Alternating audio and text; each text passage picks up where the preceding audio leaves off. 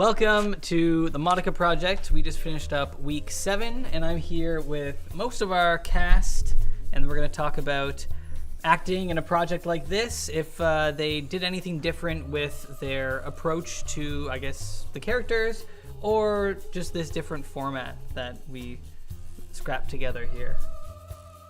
Well, firstly, that you have so little time to play with your script was really exciting for me, because I was able to not think so much and not be so in my head about like, oh, what makes good filmmaking and what's a good film actor and how do they sound and what do they look like. It just required me to use a lot of my instincts.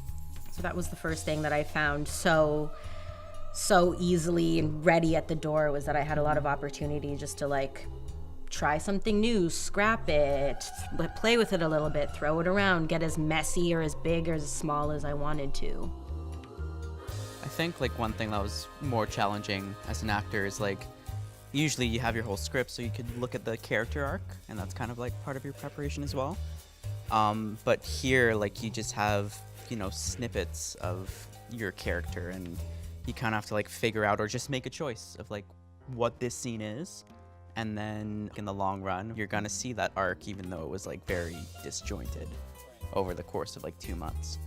It was difficult to get into the really nitty gritty of the characters and their quirks and things like that. With only going through snippets, do you have any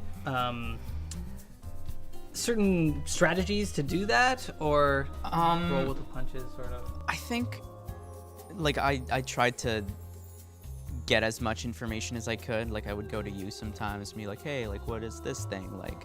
Or I would just like make a story in my mind and like, yeah, that's the story, I'm gonna roll with it. And then like I saw you on set like the next day and I was like, is this like what it is? And you're like, no, it's like something else. And you're like, okay, I'm just gonna change it then. Yeah.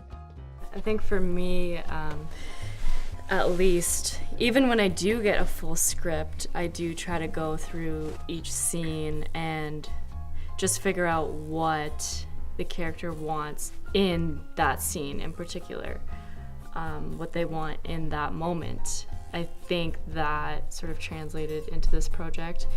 Like Felix said, you couldn't really look at your character arc or your overall objective, but you could look really deeply into your moment-to-moment objectives. And I think it actually it was neat.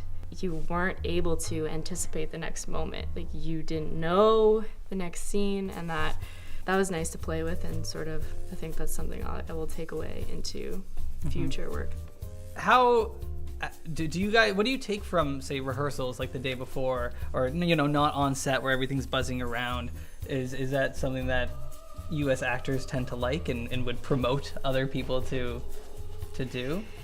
Well, yeah, I'm coming from a theater background, I'm used to many, many, many rehearsals. With film, I was very surprised the day you asked, do you want to have a rehearsal? So I immediately was like, yes, I would love to have a rehearsal. I think that there's a double-edged sword with rehearsals. So the good side is you sort of set out your blocking and talk about sort of character development in the scene, and then so when we got to the scene, I felt like we were able to just dive in it and be more free, like let go of things that might have gotten in the way. But I do think it's fun to come in, I guess, cold and really just give it your all. With this project having no rehearsal was like it closed the gap between the weird separation of camera and people who you play with as the camera being part of it. It doesn't, as a first time film actor for me even, it was so easy to make the camera my friend rather than something that was just witnessing me do the scene. So having no rehearsal, it was like I have to learn how to play it or where it's coming from and the actual rhythm of Steven and where it's moving next, and all of those things factor in that I never realized before, because I was always with this fear that it was camera performer, and that those two things can't fuse. To just jump into it was so, the fear just disappeared I think it's like important to have that experience too, because like in, you know, a lot of film projects that are being filmed in Toronto and everywhere really, like you don't really get rehearsals. So it's important to like practice that muscle, and yeah, I mean that's kind of the way they do it. So yeah, it's good.